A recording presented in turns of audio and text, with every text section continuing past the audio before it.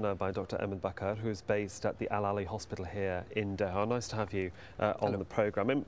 The global numbers for diabetes are quite horrific over the last 3 decades, if they've doubled so much. Most reason is given that the general population is either ageing or they've reached middle age and they are more susceptible to diabetes. But it's not a disease, as we saw from the map, that's concentrated on just the rich countries. Correct. Correct. As you mentioned earlier, it's also related to the new lifestyle. I mean, the new lifestyle, obesity, and the type of fast food that has been currently eaten by everyone, lack of physical activity.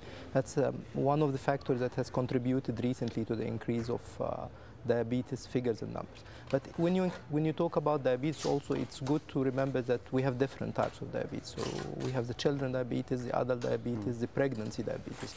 So it's not, I mean, there are different types, different categories. Factors. Just very briefly, how much of a problem is it here in the Gulf? Well, it has been, I mean, I don't have the accurate figures, but it has been said that if you look at the adult age and you take a cross-sectional view, you might find up to 50% or more of the population touched by diabetes, which is a huge number. There's a huge amount of research involved in creating drugs to help combat the disease. You can never cure it, apparently. Right. $13 billion, WHO estimates, that could rise to $17 billion by 2015. Are there too many drugs on the market? I mean, what do you prescribe? What sort of drugs are we looking at? Yeah, I'll go back to the beginning of question that you said you might not be able to cure it. We don't know. We hope that cure can come with the genetic engineering. I mean, you lack insulin or your cells do not respond to insulin. This is the basic problem of diabetes. If science can help you produce the insulin, help your cells to respond to the insulin, you might really reach the cure. And there are lots of research going on about giving you the pancreas cells, implanting the pancreas cells, and the cure might happen in the future. It can happen. Regarding the medications, it's an enormous amount of medication and they change.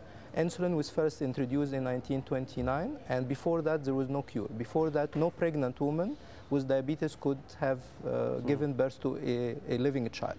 All the children of diabetic ladies would definitely die.